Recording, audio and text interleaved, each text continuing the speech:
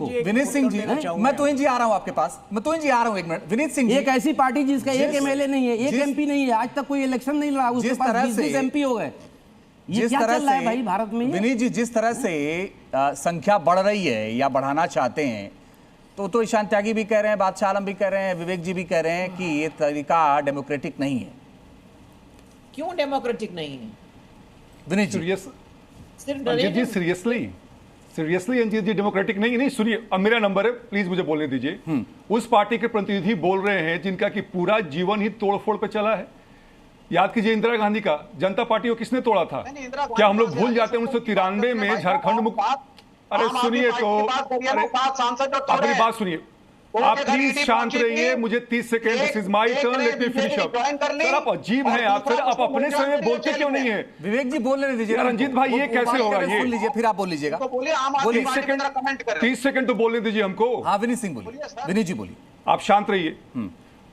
तो नहीं, उंगली वो उठाए जिसका कि अपना दामन साफ हो। और एक बात बताइए, अगर हम डेमोक्रेटिक वे में नहीं अगर ला रहे हैं, पहले तो हम तोड़ नहीं रहे हैं, तो आप कोर्ट में क्यों नहीं जाते हैं? आप केस कीजिए हमारे विरोध में। परेशानी क्या है अंजित भाई ना, कि इंडिया अलायंस में कोई भी पार्टी, राहुल, अरे यार इनको, यार दिस इज, यहां पे भी डेमोक्रेटिक अप्रोच नहीं है यहां पे। अंजित भाई इनको चुप तो कराइए। I just finish up in 10 second. ठीक है। राहुल गांधी को इंडिया अलायंस नेता, कोई इनको अपना नेता नहीं मानता है, इसलिए राहुल गांधी से लोग अलग हो रहे हैं। इंडिया अलायंस में है, हम मानते हैं। आपको कोई प्रॉब्लम है? आपको सीधा जवाब मिल गया। ये भी इंडिया लाइन हमारे, सुनिए ना, आप नहीं, आप मानते हैं के नेता को सड़क पे लाके खड़ा कर दिया था। कितनी शर्म की बात है विनीत जी, इसको ना थिथराई कहते हैं, याद नहीं है क्या? थिथराई कहते हैं। अगर आप मानते ना तो जाके वेस्ट बंगाल में अलग चुनाव नहीं लड़ते। चिराग पासवान को घर के बाहर खड़ा नहीं, राहुल गांधी ने क्या बोला था ममता बनर्जी के बारे में? क्या आपको वो दिन याद नहीं आता क्या? क्या वो दिन सोच के शर्म नहीं आती क्या? हमने भी देखा किस तरीके से चिराग पासवान जी को बाहर खड़ा कर दिया था, आपकी पार्टी तोड़ दी थी। कम से कम कुछ नहीं तो अपने दिन याद कर लीजिए।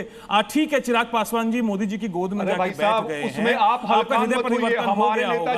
आपको नहीं लगा कि स्वर्गीय रामविलास पासवान जी की जो तस्वीर थी उस तक को बाहर रख दिया था, लेकिन हमारे नेता बारे में सोचिए विनीत जी, कहां सो जाता है आपका ज़मीर जब हम बच्चों की बात करते हैं? अरे आप देखिए भाई, आपका कौन सा डेमोक्रेटिक अप्रोच है? पूरी पार्टी की न्यूज़ जो तोड़-फोड़ पे खड़ी है, जनता पार्टी से लेकर हर जगह अपनी यही किया है। और यहाँ पे राजद के प्रतिनिधि बैठे हुए हैं, पूरा परिवार बेल पे बाहर है, वो हमें सिखाएगा।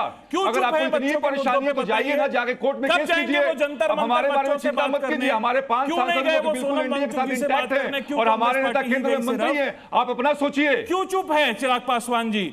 क्या उनको युवाओं की चिंता नहीं है क्या? या फिर सत्ता की मलाई खाने में इतना व्यस्त है कि युवाओं को भूल गए हैं? आपके नेता कहाँ घूम रहे हैं पहले ये बताइए। चलिए ठीक है, छोड़ दीजिए सर, इस पर नहीं जाना। हमारा वो सब्जेक्ट है ही नहीं। कौन कहाँ है? तुहिन सिन्हा जी, आप जवाब देना चाह रहे थे ईशान त्यागी का। आप यहाँ पे आप पैनल में बैठ के कहते हैं कि हम साथ है, जाके वेस्ट बंगाल में अलग लड़ते हैं, वहाँ पे गुजरात में अलग लड़ते हैं, राहुल गांधी ममता बनर्जी के बारे में अनाप शनाप बजते हैं, फिर आप आके बोलते हैं यहाँ पे। ओके सर, ओके विनीत जी, ठीक है सर, तुहिन सिन्हा जी। अंजित जी देखिए, यहाँ 2 सवाल महत्वपूर्ण हो जाते हैं जी। नंबर 1, ये पार्टियां क्यों टूट रही है? देखिए टीएमसी के विषय पर जो तथ्य सामने आए हैं, डॉक्टर शांतनु सेन की मैं बात कर रहा हूं, राज्यसभा सांसद है, और उनकी बेटी जो आरजी कौर में ही डॉक्टर के रूप में थी, जब इन्होंने आवाज उठाई टीएमसी के खिलाफ और इस पर आपके सही मुद्दों पर, तो उनकी बेटी को प्रताड़ित किया गया। तो जिस भय के माहौल में बंगाल की जनता जी रही थी, उसी भय के माहौल में टीएमसी के लीडर्स भी जी रहे थे। ममता बनर्जी और अभिषेक बनर्जी का खौफ इतना था। जहां तक उद्धव ठाकरे का सवाल है, अरे 5 साल पहले जिस दिन उद्धव ठाकरे ने कांग्रेस से विलय किया, कांग्रेस के साथ जाना, विलय नहीं की, जिस दिन अलाइनमेंट किया, आधे से ज्यादा उनके लीडर्स तो उस बात से इत्तेफाक रखते नहीं थे।